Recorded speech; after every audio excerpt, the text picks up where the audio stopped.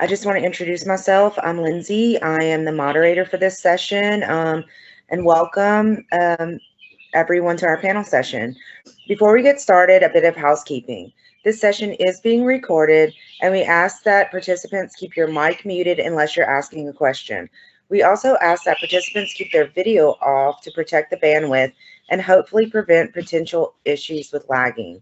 I'm going to start with a brief introduction of our panelists. First, we have Mary, who was living in El Paso, Texas at the time of her internship and internshiped with the Finally Family Homes program in California.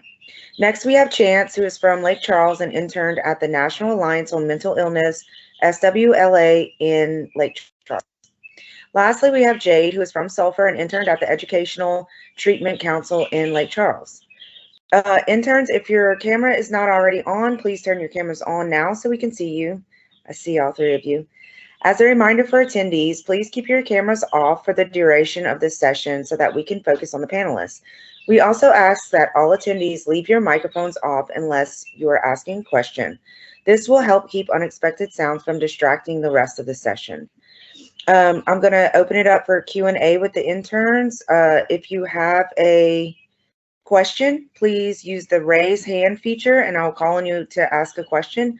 The raise hand is found in the meeting toolbar to the left of the red leave button. You can also raise your hand by clicking Control, Shift, and K at the same time. If you would prefer to type your question, please feel free to type it in the session chat and I will read it to the interns. Before we begin, I want to remind everyone the session is being recorded. I'm going to start off the Q&A by asking each panelist to give a quick description of the mission of their organization. Chance? My name is Chance Savant. I work with the National Alliance on Mental Illness, and our mission is to advocate, support, educate, and all those in the community with who are affected by mental illness and their family. So basically, we just go around in Region 5 and we provide a lot of resources to those who are personally affected with mental illness and their family members.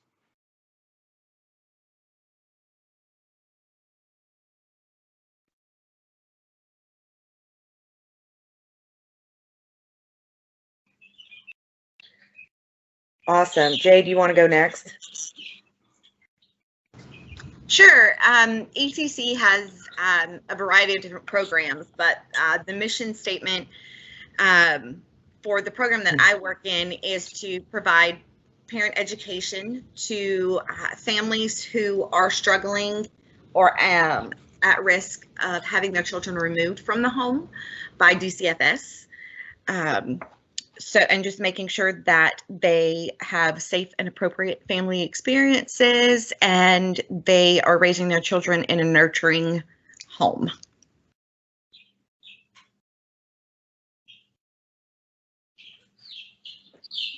Okay, so I work with Finally Family Homes, and our mission is to help those who are aging out of foster care or who have aged out of foster care. We help them find housing, food, things of that nature. What I currently am working on is a tiny house program and our host homes program. And yeah, so we are out there on the streets. We just recently did a youth count, which was really cool to go out and count how many homeless youth, we help with ages 18 to 25, so it was really cool to kind of go out and see that age range of who is out there and who we can help. But that's what we are to do, is to help those who are aging out of foster care or who have aged out of foster care, really just have partnership and support in everything that they're trying to get done with their life.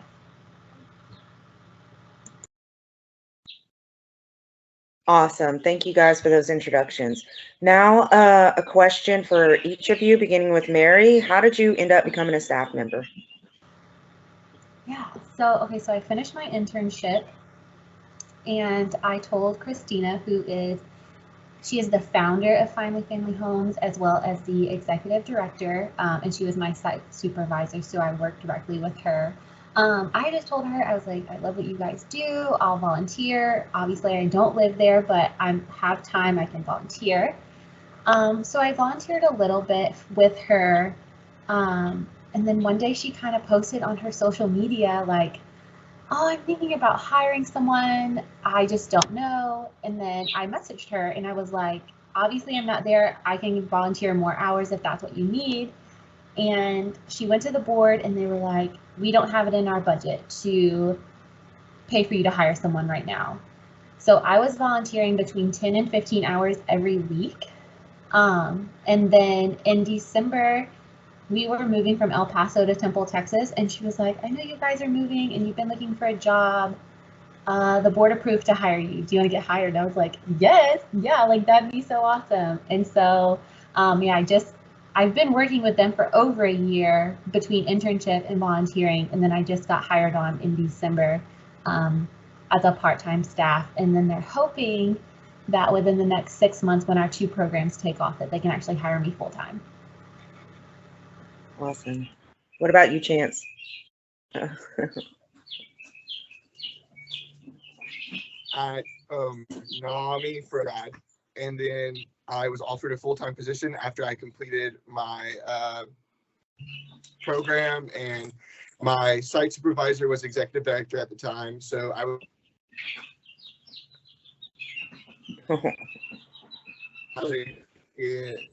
mental really involved for the youth. So I think once she saw that how much passion I had, she had met with the board, and I didn't really know what was going on. I had also met with the board. I didn't know I was being interviewed at the time for to work here, and I've been with NAMI ever since 2018. And Chance, Nice. what is your current position? I'm currently getting trained to take over as executive director, but right now I'm still working because we got hit really hard with Laura, so we lost everything and we're just trying to build everything back. So that's why this year we're taking it slow with the transition. But right now I'm just youth outreach coordinator and program coordinator. So hopefully in the next 6 months I will be have my full title. But I love what I do right now. I would love to be where I want to be, but that's a lot of stress. So I'll keep it where I know my gifts are at right now. But I really enjoy being program coordinator and getting to work with youth.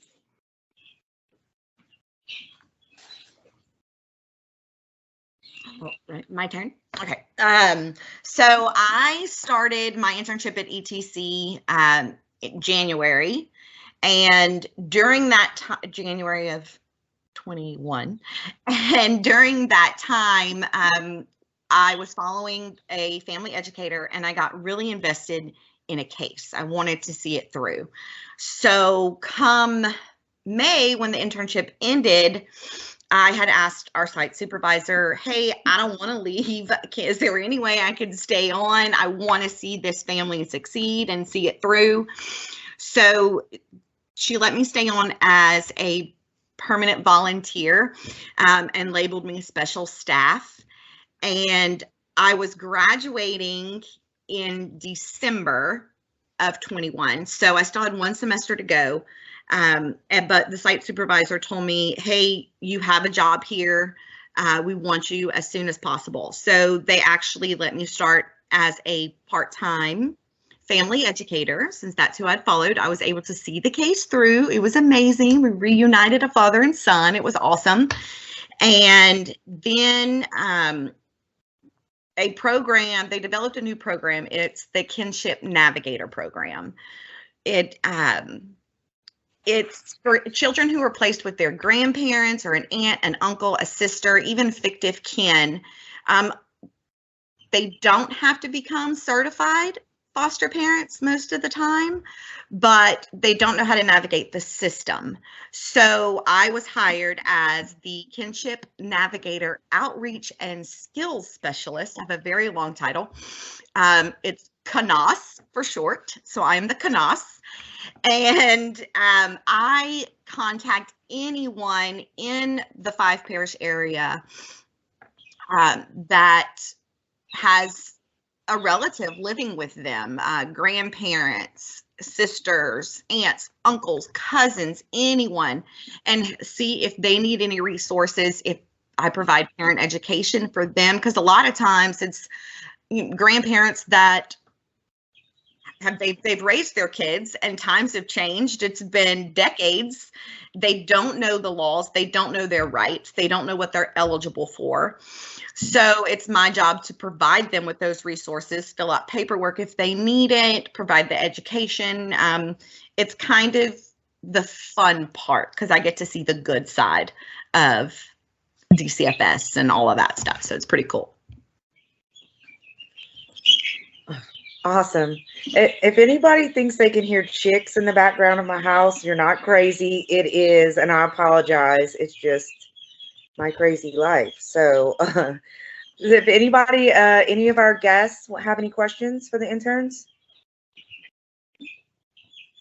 And again, you can use the raise hand and I'll call on you, or enter it into the chat and I'll read it out.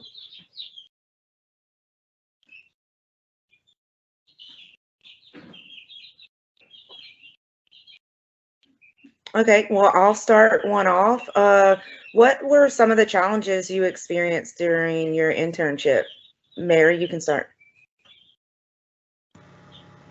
So that's kind of easy for me, because I went to school at McNeese, right? That was one time zone. I lived in El Paso, which was another time zone, and my internship was in California, which was a different time zone. So that was real fun, like figuring out everyone's schedule and like how to work around everything. My husband was deployed. I had 2 kids in virtual learning and I had a baby. So that was real fun doing everything. And I think I was really worried that because I was doing virtual and that I wouldn't have like a personal connection really, which was not the case at all. I really hit it off great with my boss, and we sit and have meetings. We're only supposed to have 2 a week. We probably talk like 4 or 5 times a week. But I think one of the hardest things was what I thought I was going to be doing versus what I was actually doing. I definitely remember reaching out to Dr. White and be like, were we sure this isn't busy work? And she's like, no, Mary, it's not busy work. It's, but I did a lot of I made policies and procedures, and for the 2 different programs that really I feel like I had a big start up with them. When I first started my internship, they had just gotten a grant to start the host home project. So they hadn't done anything with it. And so I was there from the beginning of the grant all the way through to now we have our very first host home person, and they're going through their training as we're trying to bring in a youth right now. So it was hard for me to okay, just because this is what you wanted to focus on, it was totally different. But now it's like, I don't want to do anything else. Yeah. Anybody else? Jade or Chance? I'll go. My biggest thing was having an unbiased opinion and trying not to be judgmental when meeting a family. Because when a family is referred to us, a lot of time, well, it was where they had to be referred to us by DCFS. Now we have some programs where they are open to the public, and we have workshops that are open. But all they send with that referral is their reason for involvement. And it's DCF's side of the story, DCFS's side of the story. So it was very hard to read that case report and go into the family without preconceived ideas and notions as to what happened, and actually hear their side of the story. I was lucky because I was kind of thrown in right in the middle of the mask mandate. So the mask kind of helped cover those jaw-dropping moments where you're listening to the parent and you're, what happened? So thankfully that happened right in the middle of my internship. But it definitely opened my eyes to, you can't judge a book by its cover. What you think you know is oftentimes not at all what happened. So just having that that unbiased opinion, and being completely blank was very hard for me.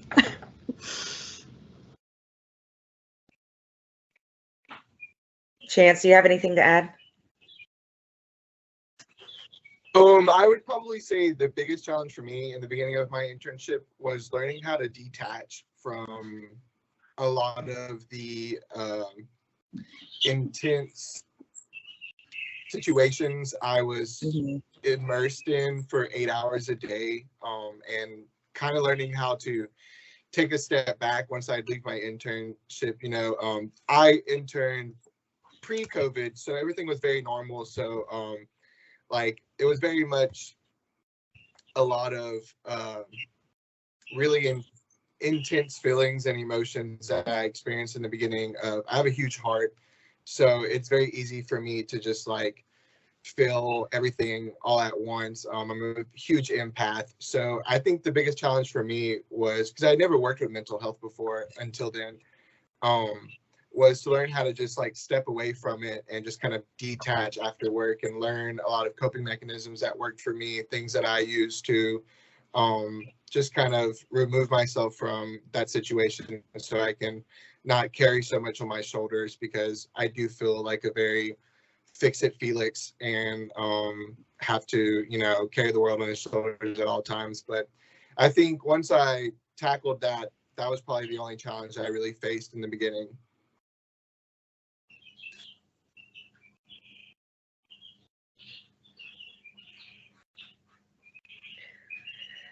Jade, Nicola says, has any of your cases been too emotional for you to deal with? Yes. There have been times where I've heard, of abuse of a child, or and the extent of that abuse. And you meet the parent. We educate the parents, so it's kind of like meeting. How can I put this? Where it's, it's having like a sexual abuse case and meeting the sex offender and trying to talk to the sex offender to find out what happened and see their side of the story. So when it's a child abuse case, you're meeting the parent who did the abusing. So a lot of times you just want to shake that person, on a personal level and be like, what were you thinking? Let me do the same thing to you, but you can't do that. So I've had to learn how to take that personal opinion of mine and just leave it at the door. And I can think what I want to think, but I can't say it to them anyway. So yes, there have been times, and then there are times where the parent, you go through 17 weeks of parent education, and you're hoping and praying that the parent just grasp what you're providing to them and that they make a change. And then at the end, they're like, oh, nope, never mind. They can have my kids. I don't want them. I think that's the hardest part to deal with, because you've invested so much time and energy, and then it's just for what, so there are very, very emotional cases, but you cannot bring it home with you, because I have 3 children of my own, and it's, it makes me want to protect them even more, but I can't do that. So I've had to learn how to turn my emotions off a lot of times. Dr. White has her hand up, so we'll call on her. Thank you, Lindsay. So my question for y'all is, for students who are coming into the internship and they're being placed and they get into it and they're like, what was she thinking putting me here? I know Mary just talked about this a moment ago. What advice do you have for them? Because it happens with almost every student when they get in there and they're like, this isn't what I signed up for. And they come to me, and what do I say? I say, suck it up, and this is what you need to be doing, right? So what advice do y'all have for them? That's a good question. I definitely say just go for it. Dr. White knows what she's doing. She knows where she places you. It's not like she hasn't worked with you for 2 years, basically. She knows what she's doing, and you have to trust her. And know that she's not just throwing you out and saying, okay, go fend for yourself. Like, she's still going to be there. You can go and ask questions. Like I said, I was writing policies and procedures, and I'm like, I feel like I'm just doing busy work. Like, what is this? He's like, Mary, it's not busy work. Like, this is something you need to learn, and it's going to help you, you know, later on. And it's crazy how much I do write policies and procedures now, but and how quickly I get them done, where it was like so stressful for me at first. Like, now it's like I can get it done in 2 days and it's like good to go. But I definitely think just have faith and trust and know that she knows what she's doing, and she's not just not listening to your wants and needs, but sees you as your potential and what you could be doing, and trying to what's the word, like, give you adversity. Like, sometimes we're so focused on one thing that she can see potential in somewhere else for us too. And so letting us go the other direction really opens our eyes to what we really do want to do, and not so much what we thought. So yes, to kind of piggyback off of Mary, like, trust that she sees something in you that you don't see in yourself. Even Dr. Elijah, they know what they're doing. There were often times where it was like, I can't do this. You know, what did I get myself into? And then I had to tell myself to have faith in myself and to push myself out of that comfort zone and to try something new. And so Dr. White now, she was Miss White when I was there.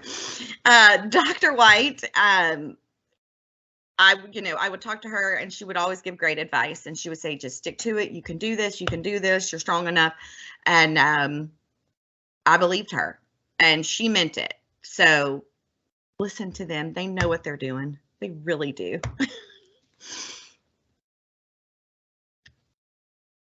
To kind of reiterate what was already said, I also definitely believe that Dr. White knows where she's placing you for a reason. And to just, if you get thrown into the waters, just swim as hard as you can. Like, no matter how deep it is, just float. Like, I remember being thrown into NAMI and just like not knowing what it was, first of all, and just kind of being confused, but just realizing it's what I had to do. Dr. White said, just like suck it up and do it. Like, but like, yeah, like, that's just what you have to do. And I mean, if I wouldn't have done that, I mean, I wouldn't have, you know, had the last 4 years of my life getting to work and serve my favorite place in the whole entire world, my Southwest Louisiana community, and talk about mental illness and like go through my own journey with it. And I don't know, it was kind of godsend almost. Dr. White is God, basically. She just sends us wherever she needs us to go, and because she trusts us. And like Mary had said, like, you've been working with her. She sees your potential. She sees your intelligence. She sees what you're capable of. She doesn't just throw you into the waters without a life vest. Like, she is your life vest. And like, she is a great professor, doctor now. Go ahead, Dr. White. And to be able to, you know, help you out and to affirm you and lift you up. And I think nothing is impossible. Like, these internships aren't like meant to defeat us. They're meant to prepare us. And unfortunately, you can't be prepared without a little bit of falling down every now and then. So I think just trust that you are where you're supposed to be and just give it your all, and you'll make the best of the 10 weeks. It was 10 weeks when I was there. I don't know what it is now. It might be a little longer, but you'll make the best of the time that you have.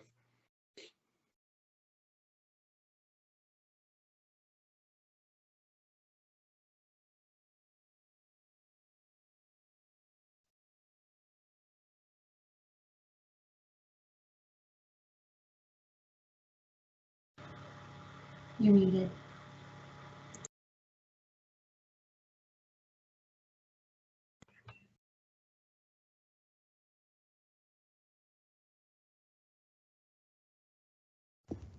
Still muted. Lindsay, you're still muted.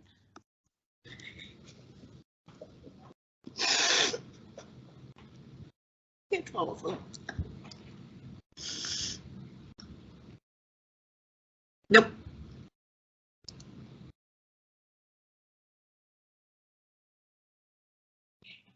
Okay, now. Yeah. Okay, finally, I got it now. Okay, so for the third time, Dr. Elijah said, OMG, Mary, your husband was deployed, 2 children on your hands, and a baby on the way. Wow, and you were able to focus, be resilient, and finish it up. Well done. I agree. Then Jennifer said, all interns, what is something that you remember learning in your classes that was most helpful to your work?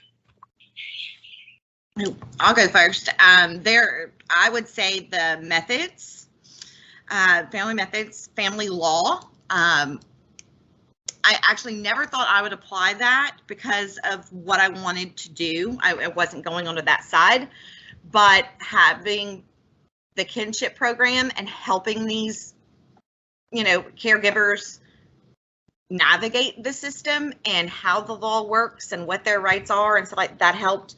I can honestly say that everything that I learned in the family science program, I have applied to my actual job. All of those, oh God, I don't remember the name of it, the weekly things that Dr. White makes us do when you have to do like a bajillion of them. And then you spend hours doing it to take a picture and post it on your portfolio and then it's just done. Yeah, those, you pay attention to those. You need those, you apply those, you use those. Because of those, I have been prepared for more situations in my job that had it not been for doing those, I would be lost, completely lost. So you may not feel like there's a reason for doing it now, but I'm telling you, you will apply it. You will use it. Pay attention.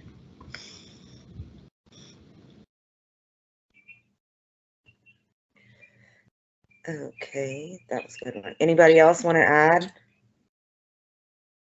I would have to say, like Jade said, with the little modules with the digital portfolio, I literally have my infographics that I made, printed out in my office, and I have them, because it was something that one of the first things I ever came in contact with, I had to use one. But probably one of the things I learned that I use most is grant writing. And I'm ashamed because I will say, as a college graduate, I definitely kind of coasted through that class and did not try my hardest. But now, as someone who works with a nonprofit, I'm writing grants almost every other week, trying to apply, making proposals, doing budgets. And even though I didn't try my hardest in the class, I still had a really great framework to be able to go into my field and kind of gather it. So I talk about that very often, how thankful I am that McNeese offered me the opportunity to learn grant writing as an undergrad, because I couldn't imagine being thrown into that with zero experience. And I had grant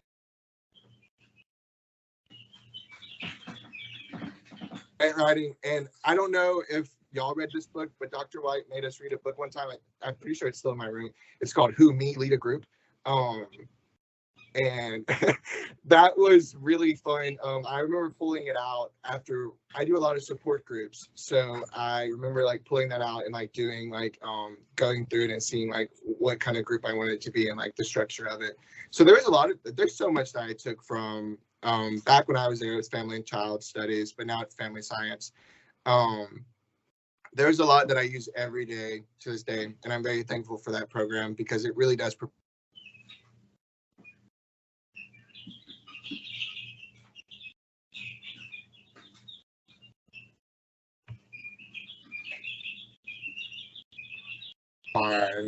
but definitely thankful for grant writing, 100%. Yeah. So the next question is from Jennifer. It says, Mary, what advice do you have for busy moms who are juggling home, work, and school life? Keep a calendar. It's definitely a struggle. I will say, so the semester before my internship, I went a little crazy. I took 18 hours.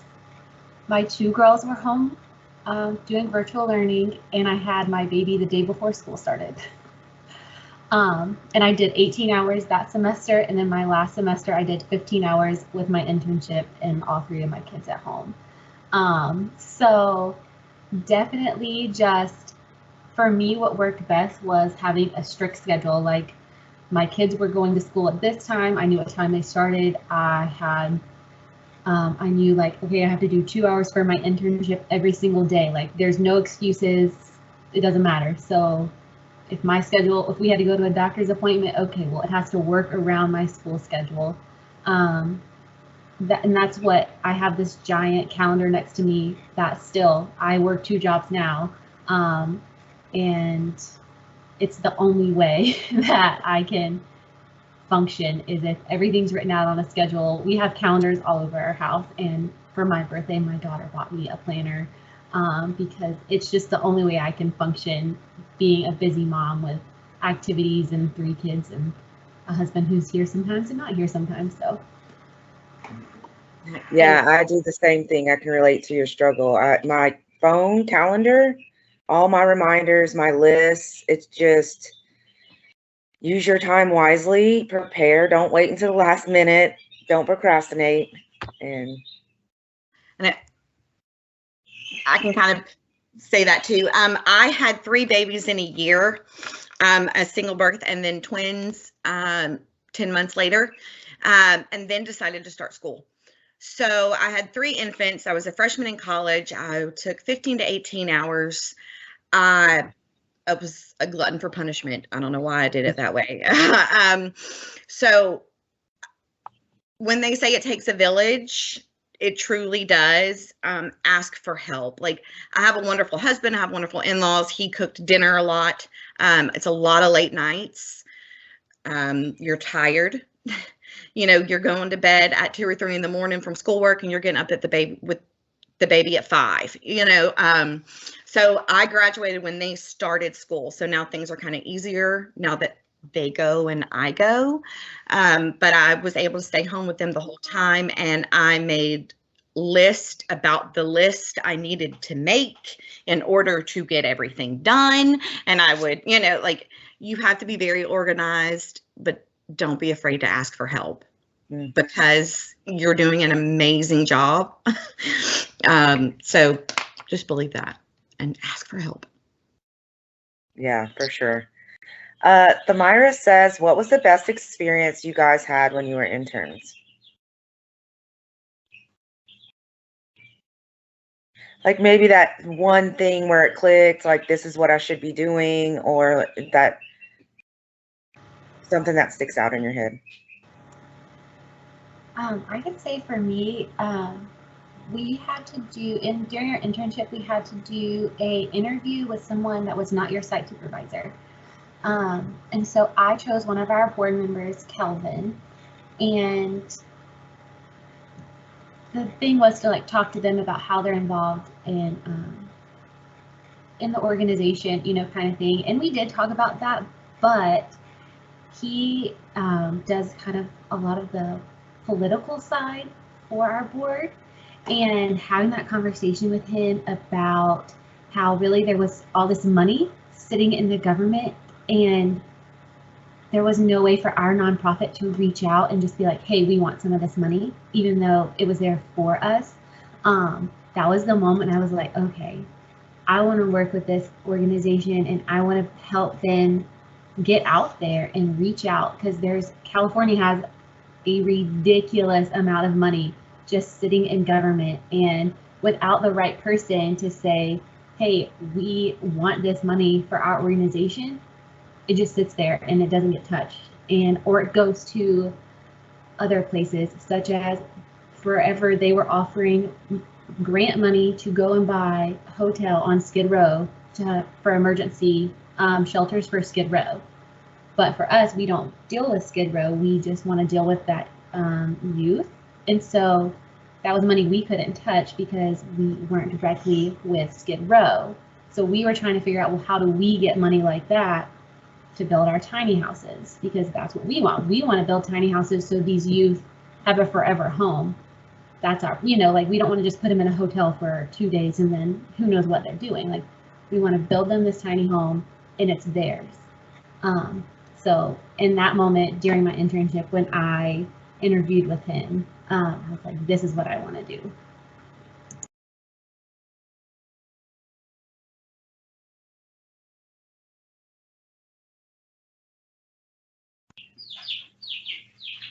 Does anybody else have anything to add? Jade or Chance? I do. Mine would be that like aha moment when it acts things that you're giving, the information that you're providing to the families, it actually clicks. A lot of our parents, they've been in this system already. They were taken away from their parents. Yeah. So it's kind of like repeat offenders, generational sort of thing. So they grew up with abuse and neglect, and now they're doing it to their kids.